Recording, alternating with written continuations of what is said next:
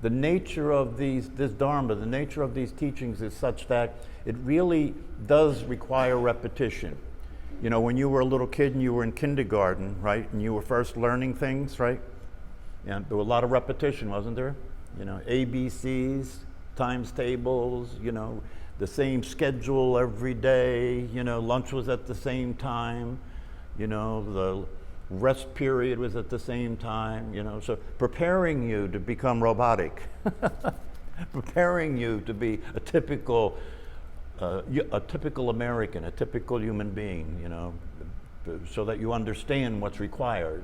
What's required is you follow the law, you act civilized, right? You make money as much as you can, you collect as much material wealth as you can, right?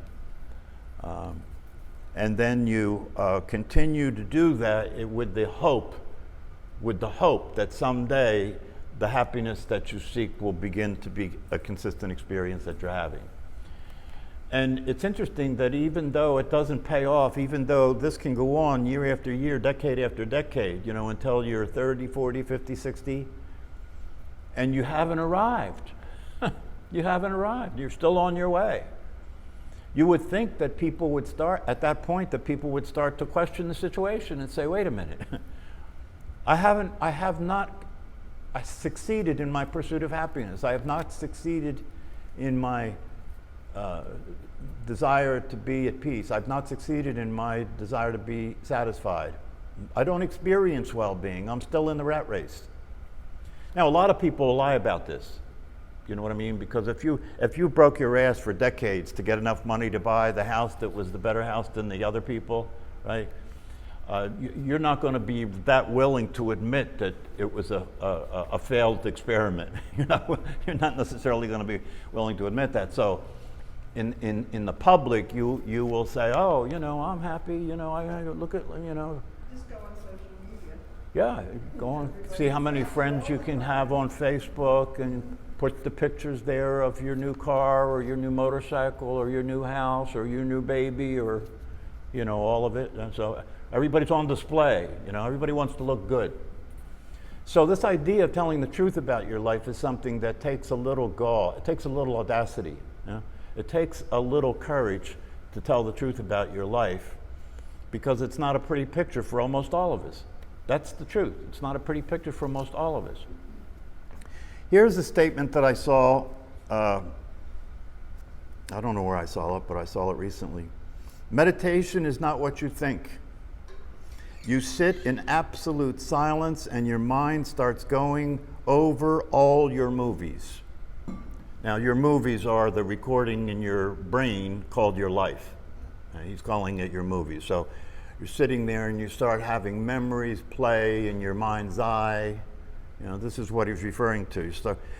You sit in absolute silence and your mind starts going over all your movies. During that process, you become so familiar with the scripts you keep in your life that you end up getting sick of them.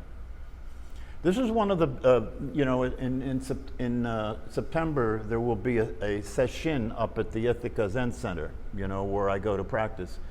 And seshins are very interesting because a session is a Japanese meditation retreat, a Zen meditation retreat. And what you do on this meditation retreat is you get up at 4:30 in the morning, you go to the Zendo, the meditation hall, you meditate. The meditation sessions in this Zen tradition are about a half an hour. So you sit in meditation for about a half an hour. Then you get up, you go outside, and you walk through the woods on a path for about 15 minutes. Walking meditation, no talking, holding your hands in a particular way. And then you come back, sit again for another half hour. And then you get up and go out and walk through the woods for 10 or 15 minutes again. And you do this over and over again all day long, right? See, people here, they're hearing me say this, they're smiling like they're already saying, oh, no way. Yeah. But you see, the thing about it is torture, but it's torture for what you're not. It's torture for the personality. Personality does not like this. Personality can barely put up with 10 minutes of this, let alone do it 30 minutes at a time and then walking meditation all day long. And then in between that, you meet with this teacher right? Who will try and help you, help you to get through this, right? So you do this for 7 days. 7 days. You start at 4:30 in the morning. When do you end? About 10 o'clock. At night? Yeah. And there's the teacher gives a talk every night, you know, and then you do just one more session so you can have another meditation before you go to sleep. So people listen to this and they say, oh, well, that sounds crazy. You know, who would do that? Why would you do that? That's insane. That's insane. From the perspective of a personality, it is insane, right? But what will happen, just as he says here, during that process, you become so familiar with the scripts you keep in your life that you end up getting sick of them. So by sitting there meditating 7 or 8 sessions a day, 2 or 3, and there's no talking for the entire week, right? So sitting there doing this 7 or 8 sessions a day for 7 days, it'll only be a few days before you get sick and tired of what's going on, of sitting there putting up with your mind, because your mind keeps pulling you in, right? And then your body starts to hurt, right? It's another way of resisting. See, that's what's happening. You're resisting. What are you resisting? You're just resisting being. You're just resisting being.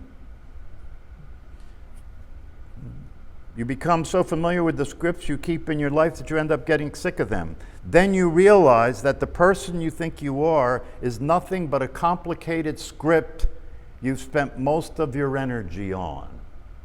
Then you realize that the person you think you are is nothing but a complicated script you spend most of your energy on. So now what he's saying here is you discover that the personality that you think you are is not what you are. It's something that you think you are, something that you learn that you are, but it's not what you are. Right? After more thorough examination, you discover your personality disgusts you. This is only for adults. This is not for the weak heart. This is not for the weak of heart, right? Because it is the truth. If you really look honestly and realistically at your personality, it's disgusting. It's selfish, isn't it?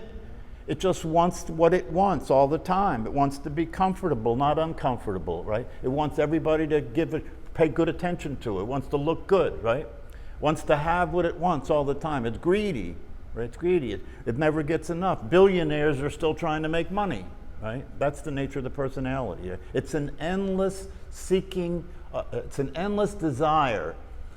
That's what the Buddha said is the source of suffering, desire, right? Why did he say that? He said that because you're never satisfied.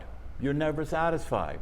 Because every time you get what you want and you think that's going to make you happy, it doesn't work and it doesn't last. So you go back and you continue to search for the thing that will make you happy, right?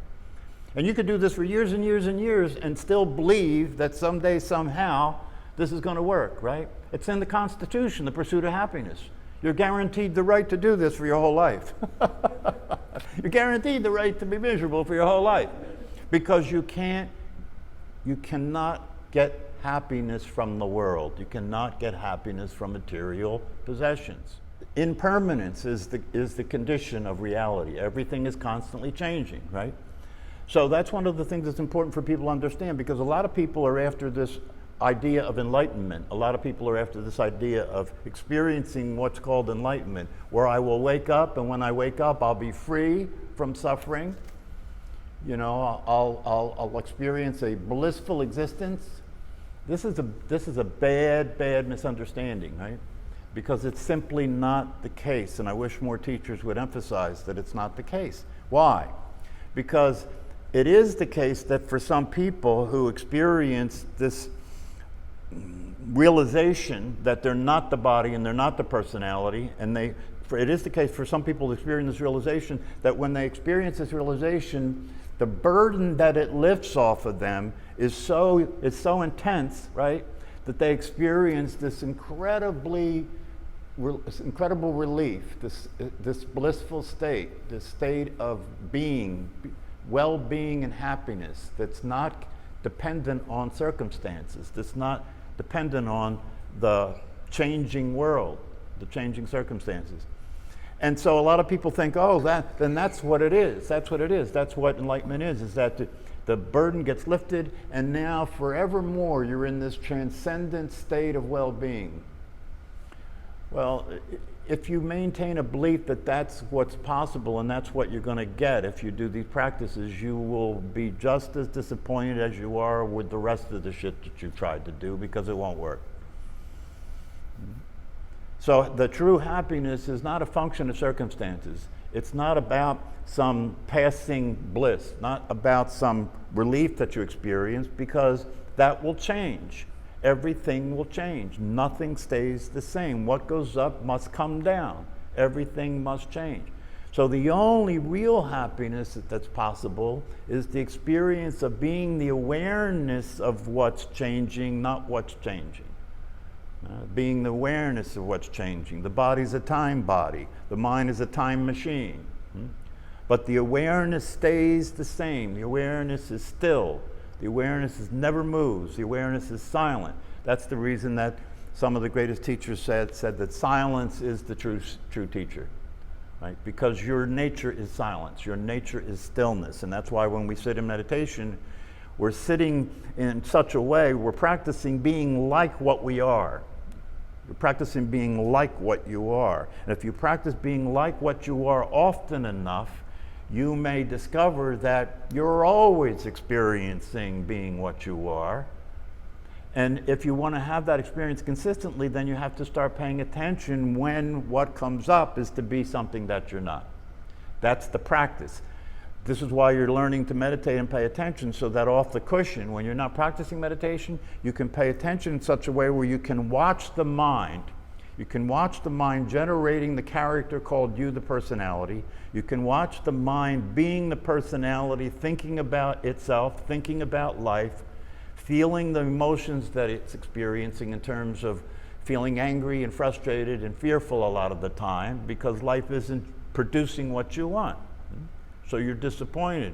You're disappointed at best, frustrated at worst, and angry at worst, right? Because you're not getting what you want. That's what the personality's MO. Get what I want. That's the personality's MO. If I get what I want, I'll be happy. Even though no matter what I get, it never lasts. But I don't notice that, because you see this, I always talk about this as like it's like a casino, you know? What has people go and give all their money to the casinos, right? Or for that matter, give all their money to the lottery these days, right? They do it because they believe that someday, somehow, they're going to win. Now, in the case of a casino, it's set up that you can win just enough to keep you in the game, right? You can win just enough to keep you in the game, and then you can hear about people that win the big ones, the millions, right? Right? So you believe that's possible, even though it's very improbable, but it's possible for me to win something, right? So the setup is set up for the house to win. It's very clear it's set up for the house to win, right? But people will go and play in the hope, they're hoping that they can hit the jackpot, and they're hoping that if they get the jackpot, then they'll be happy. Even though the evidence is very clear that's not true. That's the interesting thing. People are willing to believe things that are literally not true if you look at the evidence, right? But they're hoping that it's true, and they're hoping it will happen, even though it never does happen. This is something you don't have to have hope about. You don't have to believe in this, right? Why? Because it's the truth. It's not a theory. It's not something that is a system of belief. It's not something that you have to continue to try and get, like you're trying to be happy and trying to be satisfied and trying to be at peace. It's not something that you have to try and get. The good news is it's something that you already have, and the way to experience that you have it is to get yourself out of the mental state in which you believe you don't. When you're living your life in the mental state, right, where you believe you're not happy yet and you're not satisfied and you're not at peace, now your life is about chasing that. I don't care how you describe your life. Your life is about chasing happiness, peace, satisfaction, and well-being. That's what you're doing. You may call it making money, you may call it whatever you want to call it, but the experience that you're after is the same for all of us. Everybody wants to have the same experience. So after a more thorough examination, you discover your personality disgusts you, and that's because it's not really you. It disgusts you because you realize you've been being. It's like Halloween Halloween never ended. You put a mask on and you were playing a character, right?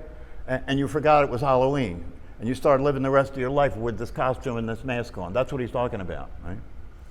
It's not really you. It's disgusting because it's not really you, and it's disgusting because not only is it not really you, but it's using your life. This conditioned situation, this conditioned brain that you have in your skull, right, that has this conditioned belief and this conditioned idea about being a body and a personality, to the degree to which you believe that and you're living that, it's using your life. It's using your life. So this is what he's talking about when he says that it's not really you, and it's disgusting because you realize that it's using your life and it doesn't give a shit about your happiness. Right? The program that's in your brain that's running your behavior and running your experience does not care about whether you're happy, peaceful, or satisfied. It only cares about one thing, and that's that you survive. That's the only thing your brain is programmed for, is survival. Right? So it's disgusting because what's the point of surviving in a miserable life? You know, it's like Plato said, an unexamined life is not worth living. What's the point of living if your life is a struggle, if your life is suffering, if your life is miserable, and it's never going anywhere and never getting any better? It's disgusting. If you feel terrified enough about that personality, you spontaneously allow it to fade away. Right? If you feel terrified enough about that personality, and one of the reasons that you should feel terrified about the personality is because if you don't wake up and discover that you're not the personality, you're going to die. And see, you feel terrified enough about the personality because the personality is on a doomsday trip. Personality is headed towards the end of its life, right? But this fear that you fear about death and this fear that you fear about what might happen to you as a personality in a physical body, this fear can be transcended when you wake up and realize it's not true that you are this physical body, and it's not true that you are the personality. That hearing that is not going to make a difference. Hearing it, not only hearing it, but if you heard a scholarly presentation that was a presentation you couldn't argue with, you know, it was made it absolutely crystal clear that the truth is the truth. That still wouldn't make a difference, right? Why? Because you're hypnotized. You're hypnotized by your brain, you're hypnotized by your personal history, you're hypnotized by the fact that you identify with the thought process, you identify with the emotions, you identify with the story that you call your life, right?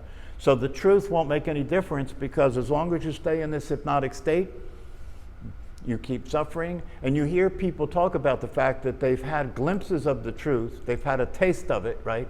And now the suffering is that I don't know how to get it back. I don't know how I got it, and I don't know how to get it back. And now it's worse than it ever was because I know what it would be like to be free, and I'm not free. So that's part of the process that people go through, right? And all you have to do to deal with that particular part of the process is to realize it's just a matter of being consistent enough about the practice of meditation. It's just a matter of being consistent enough of paying attention and seeing things as they are, that this personality will fade away. If you stop giving it your attention, because it gets produced by your thought process, right? When you practice meditation and you're paying attention to the breath, the idea is that at some point you may be able to pay attention to your breath so consistently that you have an experience of what it's like not to be your mind. If you stay with it, you'll be able at some point to pay attention to the breath so consistently that all there is awareness and the breath, and the thought activity is no longer involved. Then you have a taste of freedom. That's a taste of freedom because there's no voice in your head telling you, are you doing it right? You're doing it right? Does it feel right? Are you getting it? Are you getting enough? Is this working? Do you want to keep doing this? Maybe you should quit. You get a vacation, you get enough vacation from that, and you get enough of a clear presence and a clear experience of the breath and the body breathing, you start to realize that you are the illumination of this body breathing. This opens up a whole new realm of possibility. This introduces you to your life. This introduces you to the reality of your life and in terms of what's really possible. You begin to realize there is a possibility, there is a possible experience called being who I am, being what I am, called presence. There is a possible experience that I can cultivate that has tranquility, that has transcendental wisdom. It allows me to see things in a different way, allows me to realize things called wisdom, allows me to realize wisdom in my life, and the wisdom is not coming from my conditioning, it's coming from my awareness. It's coming from the fact that my awareness has an unlimited amount of intelligence in its natural state. So you spontaneously allow it to fade away, and then if you're lucky, you can experience yourself without the distortion of the personality. Then if you're lucky, you can experience yourself not as a personality, but as an awareness of a personality. Personality is not going to disappear. Right? It'll still be there, right? But instead of it having you on a leash, you can have it on a leash. Instead of your mind running your life, you can have the mind serve you, right? It turns everything inside out, and you begin to experience a whole different possibility in terms of what it's like to be you and live a human life.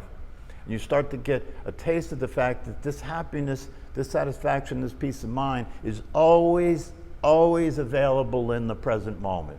Always available in the present moment. And that is what you are. The awareness is what you are.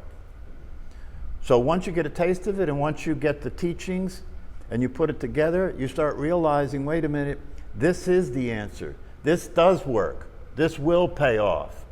So let me start to commit to it. Let me be convinced of it. Let me give it my energy. Let me start to practice this. Let me cultivate the tranquility. Let me start to understand that what I am is always silent and still, fulfilled, peaceful, satisfied, and happy. That's what I am. Now that I know that, I can start dealing with what's distracting me from it, which is the thought process. And the more thorough examination you discover your personality disgusts you, and that it's because it's not really you. If you feel terrified enough about that personality, you spontaneously allow it to fade away. And then if you're lucky, you can experience yourself without the distortion of the personality. So the personality is distorting things, right? How's it doing that? It's taking what's happening and it's processing it in your brain. It's processing it based on your conditioning in such a way, it turns what's happening into something different than it is. Right? It turns what's happening into something different than it is. It turns a world that is perfect and neutral and functioning perfectly, it turns that world into a hell. Your brain and your mind turns that into a hell. And because everybody's brain and mind's doing that, we call that reality. Because it's a agreed upon situation, right? Everybody agrees that it is true that I'm separate from the world. It is true that I'm being threatened by other people. It is true that I don't make enough money. It is true that I'm not as attractive as I would like to be. That's all true. So, by the way, the person that I was quoting here is Leonard Cohen. He's the person that wrote that. Leonard Cohen. Yeah, and he was a lay monk, He was a lay monk. Okay.